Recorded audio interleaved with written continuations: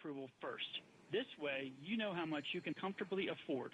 And you'll also receive a pre-approval letter, which makes it easier to stand out against the competition. You just have to call 888-998-8020 or visit AmericanFinancing.net to get started. We'll connect you with a dedicated mortgage consultant so you can get a loan that's customized to achieve your goals. Well, folks, if a new home's been on your mind, it's certainly worth exploring your options with American Financing. They'll find you a competitive interest rate and will customize a loan to fit your needs, whether it's your first, next, or forever home. They've got you covered, no pressure, no obligation, and no upfront or hidden fees either. Give them a call now to learn more and take advantage of these historically low rates before they're gone. 888-998-8020. That's 888-998-8020. Or visit AmericanFinancing.net. American Financing, NMLS 182334, NMLSConsumerAccess.org. WBAP. First traffic. 635 westbound of Webb Chapel. That crash now stacking you up toward Midway. You've also got activity on the Dallas North Tollway. Northbound at Forest Lane. That right lane is blocked off. New and reported in Richardson on southbound 75 around Campbell Road. I'm all about finding value. I want the best price, and I don't mind going out of my way to get it. I work hard for my money. I just want to make sure when I buy something, I can have confidence in knowing I'm not overpaying for it. It's not being cheap, it's being smart. You never see these two guys in the same store, except for one. And that's why I love shopping at Diamonds Direct. Diamonds Direct is that rare shopping experience where you can have it all. Uncompromising luxury and unbeatable value. Plus exceptional service and the guaranteed best price in America. A premium experience and a smart purchase. This is where the best of all worlds come together. Diamonds Direct in the Park Cities on Preston Road and in Frisco in front of Stonebriar Mall. This report is brought to you by Door.com. Selling your home these days can be a headache with outrageous realtor commissions. Door.com's expert agents will list, market, and sell your home quickly and seamlessly, all for half the commission of a traditional realtor. Visit Door.com to get started today. It's not the Republican Party versus the Democrat Party. Talking about what matters. It's the Republican Party versus an organized crime syndicate. News Talk 820 WBAP. WBAP.com.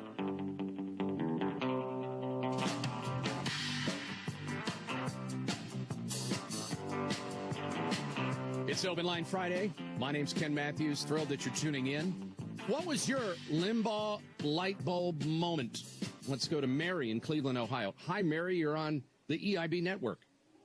Hi, Ken. I'm a 10-year listener, first-time caller. First of all, I'd like to say mega eternal dittos to our Rush and prayers to Catherine. I am a police officer here in Ohio, in a small town. I work second shift. And my parents came from Mexico 60 years ago. We always voted Democrat because that's what we were supposed to do. That's what my dad told us to do, and that's what we did. Every day when I would come on shift, I would go to the station, and our maintenance man would always be listening to Rush. And I would sometimes just shake my head and say, why do you listen to him? And he said, have you ever listened to Rush Limbaugh? And I said, oh, he's a blowhard or a know-it-all, or I don't know what things I said to him, but the maintenance man said, do me a favor, please, listen to one show. That was the light bulb. 10 years of listening one show. to one show, and then the next day I listened to the next show. And then the next day, and then the next day. And then 10 years later, I feel lost. I don't know. I'm afraid for our country. I mean, he was my beacon. But you are not lost. You are a leader. You called up. You're in law enforcement. You're a woman, and you're a conservative American leader. I mean, that's how you just spoke. You just spoke as if Rush Limbaugh was speaking. So that's what happened over the last 10 years. I mean, the way people describe Rush as just a gentleman, and he you know, as I was listening to him, he didn't put the left down. He never did. He didn't have to do that. He was just such a kind soul and a gentleman, and he's going to be so greatly missed. And I'm afraid for our country. but I am thankful and appreciative for the time we had with him, and I certainly appreciate all you do as well, Ken. Well, thank you for that. And Mary, we want to thank you and remind you that there are millions of people that feel the same way you do, and you are in a position where your knowledge is touching people in such a positive way. It's thrilling to hear from law enforcement, and you've uplifted everybody today. We'll be right back. Remembering the all-knowing, all-caring, all-feeling Rush Limbaugh on the EIB network. This year marks 20 years since America's darkest day, 9/11. It also marks the start of the Tunnel to Towers Foundation, born from the tragedy. Tunnel to Towers. You lose, you'll get your entire bet up to $1,000 back in site credit. So download the FanDuel Sportsbook app and be sure to sign up with the promo code VinceC so they know I sent you. That's FanDuel Sportsbook, promo code VinceC. You must be 21 and up and present in Virginia. New users only. First online real money wager only. Site credit is non-withdrawable and expires in 14 days. Restrictions apply. See full terms at sportsbook.fanduel.com. Gambling problem? Call 1-800-GAMBLER. Washington's Mall, 105.9 FM, WMAL, where Washington comes to talk. Money back in your pockets. The best part is you can try Ramsey Plus for free. And once you become a member, you'll get a free federal e-file with Ramsey Smart Tax and the audiobook of my brand new bestseller, Know Yourself, Know Your Money. You'll have everything you need to finally get your money under control. To become a member of Ramsey Plus, go to daveramsey.com/Ramsey Plus. That's daveramsey.com/Ramsey Plus. Or call our Ramsey concierge team at 888-22-PEACE. WGH, WGH-FM HD2, W265EF Newport News, Money Talk 1310, and 100.9.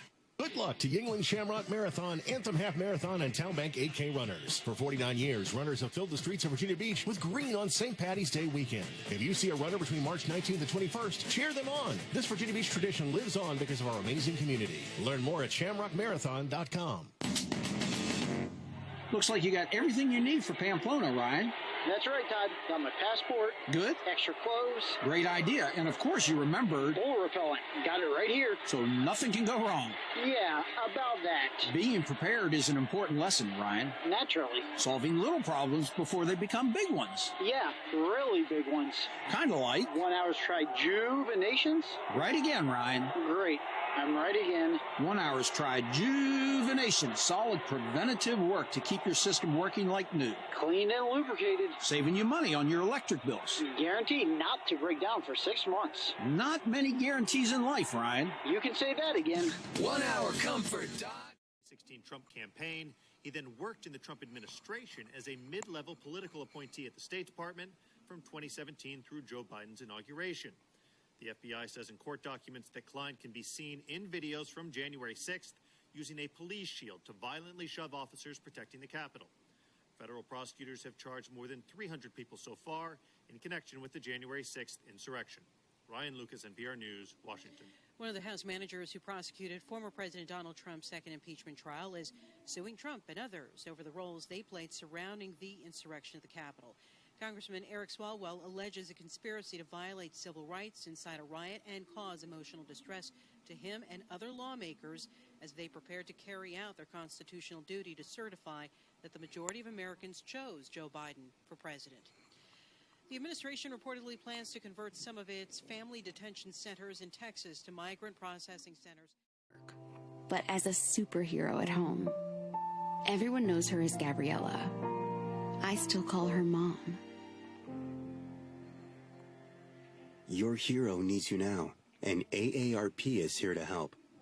Find the care guides you need to help, complete with tips and resources at aarp.org/caregiving. A public service announcement brought to you by AARP and the Ad Council. These are the sounds of a dinner. But not just any dinner. A dinner that almost didn't happen. Because without food, it can't. A dinner now served, thanks to people like you. Due to COVID-19, 17 million more Americans may face hunger. Feeding America is helping our neighbors in need. And if you're able, you can too. Donations to the COVID-19 Relief Fund are being accepted at feedingamerica.org/coronavirus. Your help is needed now more than ever, and every dollar makes a difference. That's feedingamerica.org/coronavirus. On behalf of Feeding America and families nationwide, thank you. Brought to you by the Ad Council and Feeding America, 200 food banks strong. Virginia kids know what it takes to win. Whether it's becoming a college graduate and Super Bowl champion like me. Or writing the code that creates the next digital revolution. The first step to winning in and out of school is a good breakfast. Kids who eat breakfast at school are more focused, perform better on tests, and are much more likely to graduate. I'm Dorothy McCullough. I'm sorry. And spending on entitlement programs like Social Security and Medicare. The estimates do not include President Biden's proposed $1.9 trillion coronavirus relief package. That's correspondent Rich Thomason reporting. In a sign of goodwill to rebuild transatlantic relations, the European Union and United States have decided to suspend tariffs used in the long-standing Airbus-Boeing dispute. EU Commission President Ursula von der Leyen said after remote talks with President Biden that both sides, quote, committed to focus on resolving our aircraft disputes. More on these stories at townhall.com. Parents, did you know we all hold the key to raising confident, caring children? All we have to do is unlock the power of praise. Catching kids being good is at the heart of every parenting strategy you'll find at boystown.org/parenting. Whether you're a parent, grandparent, or guardian of a toddler, teen, or someone in between, we've got parenting guides, articles, videos, quick tips, and even live parent talks on Facebook. Friction between those legs. Now, the amount of friction, as you can kind of see in the green box there, situated in the center. Wanted to mix it up a little bit today. Put the green box in the center instead of being on the bottom or the top. Just kind of shock the muscle a little bit. The friction in the strategy can vary quite a bit. It depends on the strategy specifically, and it depends on where you put your strikes. It depends on the width of the spread of the strategy, and so on and so on. So we're going to talk about these things as they relate to our buy-do position that we have in the portfolio right now. But to kind of lay the foundation for where I'm going with that discussion, let's make sure we understand kind of some general principles. If you look on the left-hand side of the slide here, that is your typical iron condor, right? That is your standard, plain vanilla, run-of-the-mill iron condor, right? This is just, you have the stock somewhere in the center. I probably could have used a little stock flag there or some kind of stock marker. But the stock is in that little black abyss that is between the short put and the short call, right? It's somewhere in the center. This is effectively where buy-do was when we put on our $10 wide iron condor. Then you have a short put spread that is, labeled or indicated by the white boxes with the gray letters here on the left-hand side of the slide. You have your short put spread that is below the stock price. Of course, it's going to be above the stock price or above. It's going to be higher on the screen in Tastyworks, so that's how I typically create my slides. Then you have the short call spread that is above the stock price, and it's below here on the left-hand side of the slide, again, to kind of mirror what we find inside of Tastyworks. Those are labeled or indicated, which is probably not the greatest word to use there, but it's already out there, so we can't go back. Gray box, white lettering. This is a standard iron condor, right? This is a straight-up, plain vanilla, nothing fancy iron condor. This is what we had on in Biden. If you go all the way to the right-hand side of the slide now, this would be an iron fly, right? This would be an iron fly that looks like an iron condor, right? It looks like it's somewhat related to an iron condor, maybe like a second cousin, right? Maybe like some distant relative, but there's some relationship there that might be familial in nature. Here we have all the same legs, right? Short put, long put, short call, long call, all the same legs. The difference is the short put and the short call, they share the same strike. They're going to be at the same strike. An iron fly, which is on the right-hand side of the slide, I probably should have labeled these two columns, but I really try to keep my slides, there's a maximum amount of busyness that I try to hit on my slides, and I felt like we were kind of there here on this slide. So I was like, we'll just talk through the titles. I think that might be enough. On the right-hand side of the slide, that's your iron fly. On the left-hand side of the slide, that is your iron condor. Now, when you have an iron fly on, that is essentially the defined risk version of a short straddle, right? A short straddle is you sell a put, you sell a call, usually at the current stock price, although it doesn't have to be at the current stock price, but they share the same strike. That is a short straddle. Well, a short straddle is an undefined risk strategy. Let's say you wanted to, absorb, kind of have some of the positive characteristics of a short straddle, but you want to define your risk. Well, then you might look at something like an iron fly. That's how this kind of transforms into the defined risk version of a short straddle. Okay. On the left-hand side of the slide, that's the iron condor. That's what we have on in Baidu. Yesterday, when I was making my adjustment, right, the possibility of rolling this thing to an iron fly was definitely there. It's still there today. We're going to see it when we go back into the portfolio here in just a couple of minutes and tie all of this together. So when you have an iron condor on, it doesn't really matter what the width is of the iron condor. It can be $3 wide, it can be $5 wide, it can be $10 wide, it can be $20 wide for all intents and purposes. You could eventually roll that into an iron fly. That is the most logical resting place of that strategy, right? If you roll the untested side and you want to take risk off the table, then you're likely eventually going to end up with an iron fly. This is the pathway that we are on with our Baidu position. Now, I wanted to make sure, and this kind of brings us back to the thought that I left us hanging with at the end of yesterday's show. I wanted to make sure that we did not do this yesterday. I wanted to make sure that we avoided this situation. Why are you trying to avoid this? Right? Why is this so bad that you have to avoid this? Well, it's not bad per se, but we just have to understand, as I say on the show, ad nauseum. And I say it around the house too. I say it to Autumn all the time, like, Autumn, you have to understand what you've signed up for here.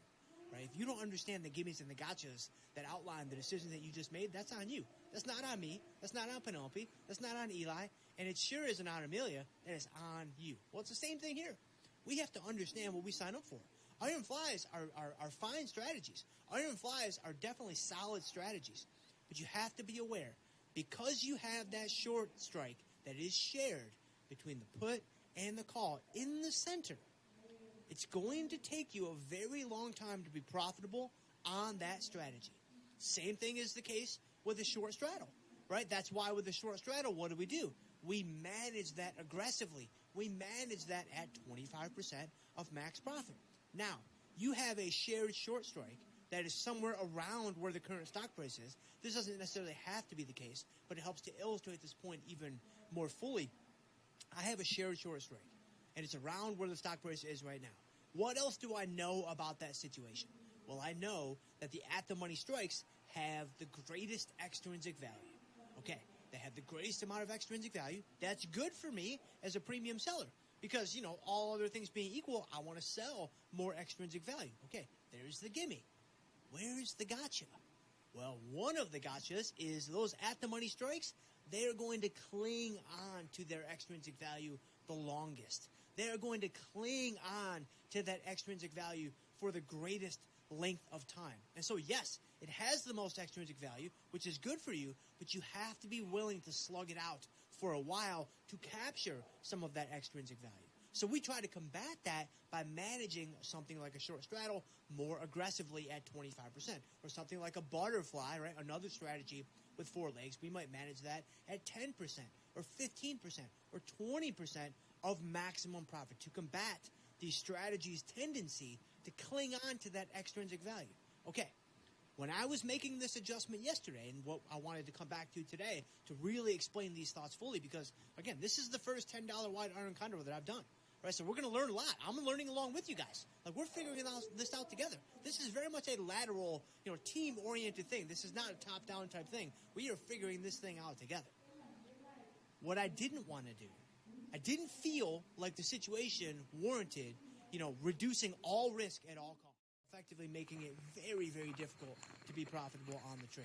And I'm not ready to do that just yet. I still have my hopes being held out for this strategy being, profitable and in a fairly seamless and easy way, right? Already not seamless or easy, nor easy, because we've had to make an adjustment and Baidu's not cooperating, et cetera, et cetera. But hopefully from this moment forward, it might be a little bit easier. So that is my monologue, my Jimmy Fallon monologue, as it relates to the Baidu Iron Fly that never was. And so we still have a few minutes to go here before we get you guys to the Utes. But take a look. Could be in your favor, could be out of your favor. Kind of depends on how the stock moves around. But you have some given bias on the stock, right? Every time you roll that diagonal spread, every time, if you roll it into a mini diagonal spread, if you roll it into a vertical spread like we had to do here with Cisco, the great thing about this strategy is your directional bias doesn't change. Now, this could be a good thing or a bad thing, right? I mean, sometimes, it's a bad thing. Sometimes you're like, I kind of wish my directional bias had changed that. That would have really helped. But if you want to maintain your directional bias, give the markets a chance to come back to you, give the cyclicality of the position a chance to, work itself out, however you want to define it. If you want to keep your bias intact, the great thing about a diagonal spread, it doesn't have negative gamma like a short strangle might where, the stock goes up, you become bearish. The stock goes down, you become bullish. Nothing of that sort is occurring with this strategy. It's a lot simpler than those strategies. So when you make these rolls and you make these adjustments, your directional bias occurs in January or February with a lot of snow on the ground here in Wisconsin. We've never had a wolf hunt under those conditions. They've always ended at the end of December over a much longer time period with a lower rate of killing. So part of it is the snow cover on the ground. It makes it easier to track wolves when there's snow cover, especially if you're using hounds and snowmobiles, right? The speed of the snowmobile, the sense of smell of these scent hounds pursuing wild wolves through the winter landscape. That's part of the reason why that large number of wolves was killed so quickly and went over the quota so quickly. Part of it probably also has to do with the organization of wolf hunters and poachers who are tracking wolves in anticipation of being granted permission to do this hunt. All of this happened because the gray wolf was delisted from the federal endangered species list this year. For a species coming back from such a deeply endangered status like the gray wolf, how do you decide when the population has recovered in the first place? Like, how do you decide that you have enough wolves? That's a great question, Christy. And what I'd like your listeners to understand is that the Endangered Species Act, which regulates the question you've asked, the Endangered Species Act does not mention the number of animals of an endangered species needed to be called recovered. And that was part of the wisdom of the U.S. Congress in 1973 when the Endangered Species Act was passed. But instead, the Endangered Species Act specifies that a species has to recover all or a significant portion of its range. And its range was defined when it was listed.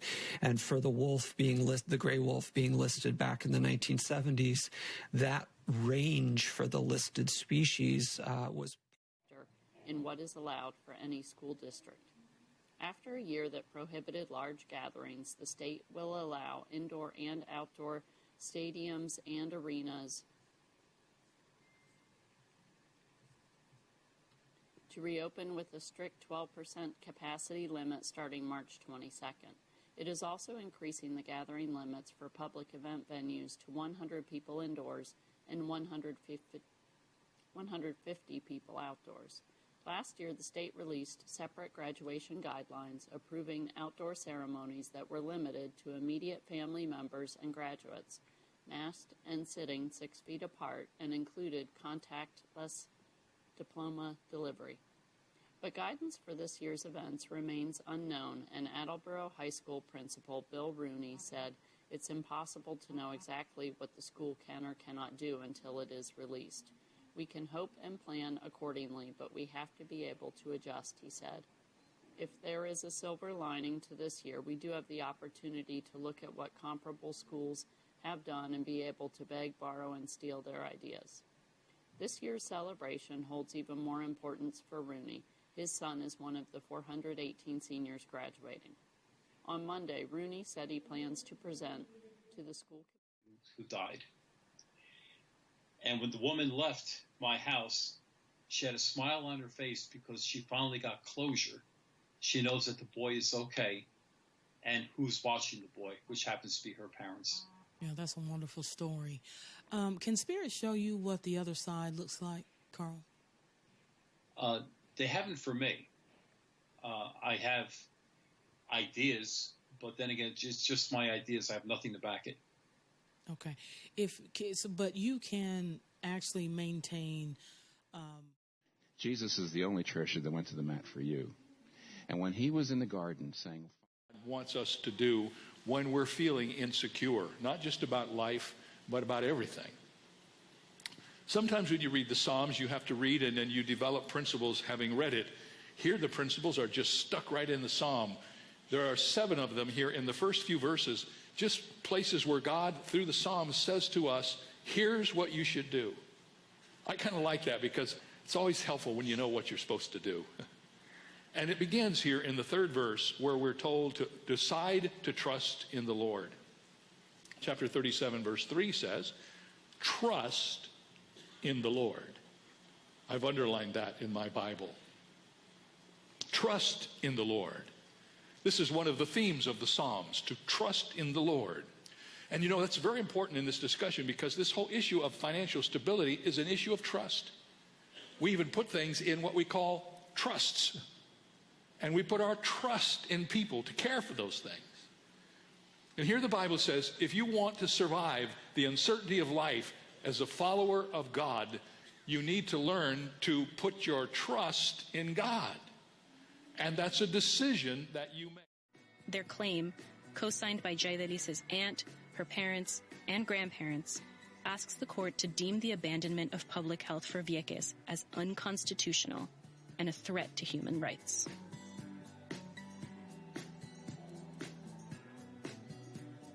Our thanks to Major record companies recognize the crossover appeal of black music. African American musicians found more acceptance. I'm Jackie Gales Webb. Join me for the final hour of the 25th anniversary edition of Black Radio, Telling It Like It Was, from PRX and the Smithsonian.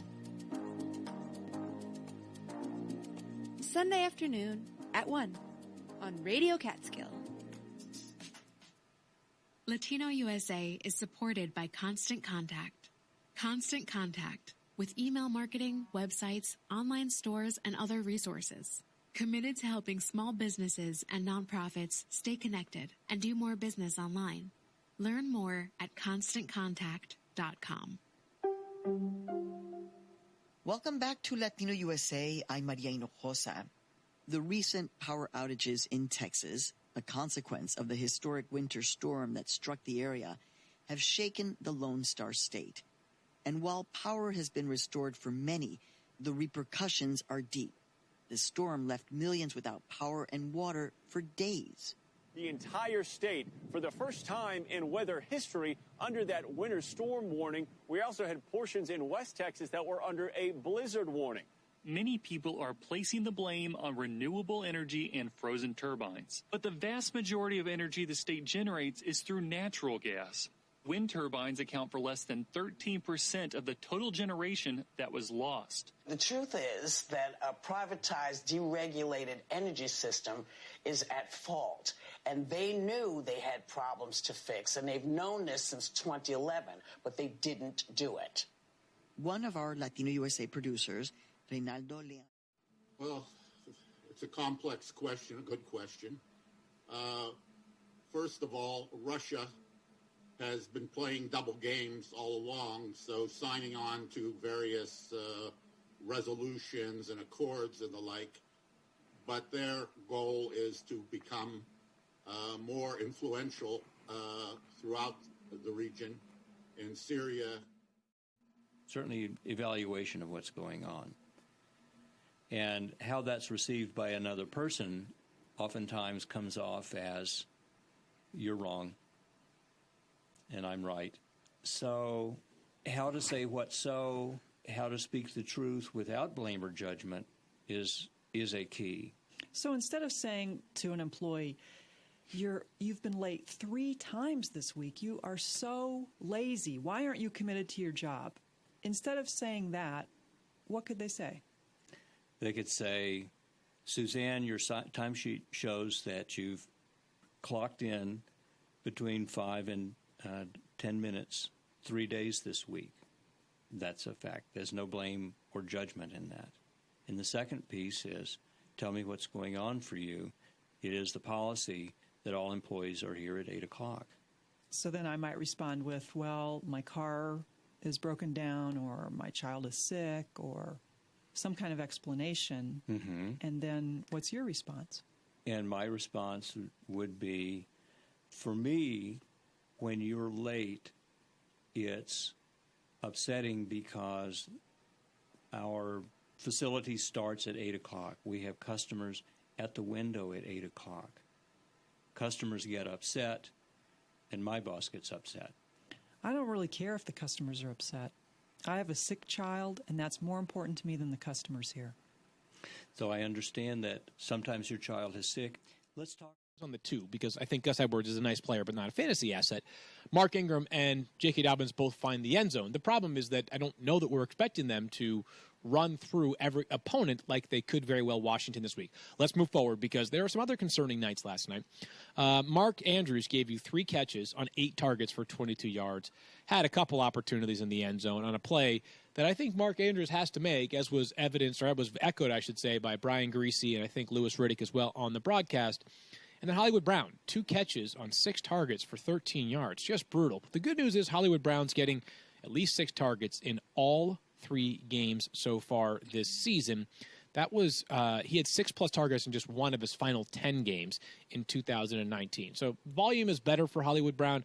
I sure hope the touchdowns start coming, because at the end of the preseason, I was starting to think this guy was primed for a breakout year. Ravens are now 2-1. They play Washington on Sunday. The Patriots go to Kansas City to play the Chiefs. The Chiefs, they're the cream of the crop, baby. The rest of the league is like this, looking up at the mountaintop. Just to put a wrap on the Ravens, I am hanging tough with Marquise Brown and Mark Andrews. I'm encouraged by the targets. Andrews almost had a touchdown, should have caught that ball. It was a tougher one, but that's a catch he makes. The one touchdown pass that Jackson threw went to Nick Boyle, which easily, they were in a run package, and Boyle's their blocking tight end, but that easily could have been Mark Andrews as well. Like, that offense runs, their passing offense, especially down the middle, often runs through their tight end. So I get it. It's been tough with Andrews. He was the number 1 tight end in fantasy in week 1. He was tight end 33 last week, tight end 34 in week 3, but I'm hanging tough with him, and I'm hanging tough with Marquise Brown. Better days are ahead for this Ravens offense, and it's going to start this Sunday against my Washington professional football team. All right, a bunch of news to get to, and obviously more injury updates on Tuesday as we had coaching press conferences on Monday. So, Stefania, if I'm not mistaken, I'm going to start here with Dallas Goedert for you, the Eagles, who have dealt with about as many injuries on offense as anybody not named the 49ers. Yeah, yesterday we said that Dallas Goedert injured his ankle in the game, and we thought he'd be out for multiple weeks, but Jeff McClain just reporting that his left ankle is actually fractured. It's not sprained. And he said this according to an NFL source, that he'll be out for an extended timeline, but the timeline shouldn't be too lengthy. It will depend on how he recovers. So just updating the nature of the injury, you still were going to have to plan for multiple weeks for Dallas Goedert. Just, Stefania, I know you just getting this news, and so it's just sort of like, you haven't been able to sift through it, and you always want to check with your sources, so it also depends on how fractured, right? But I'm just curious, when you hear this news and you say multiple weeks, we talking 4, we talking 8, can you give us a time frame here? Because multiple weeks could be 2, it could be 10. So just are we thinking a month? Are we thinking longer? Just what's your initial gut reaction here? Yeah, it's a fair question. There's just a few things to unpack here. So according to the source that McClain cited, he said the recovery time shouldn't be too lengthy. Now, normally when you hear fracture, you think it takes 6 weeks for a bone to fully heal from a fracture. Wow. But you can get chip fractures in the ankle. Sometimes in conjunction with the sprain, you can get a tiny little fracture, so it shows up as a chip off the bone. But within a couple weeks, it's totally fine. It's more of a comfort thing, and then you're able to play. So again, without knowing the nature of the fracture and where it is, it's hard to know whether it really is just 2 to 3 weeks or if you're talking 6. All right, we'll talk about some tight end replacements later on in waiver wire. Chris Carson, Stefania.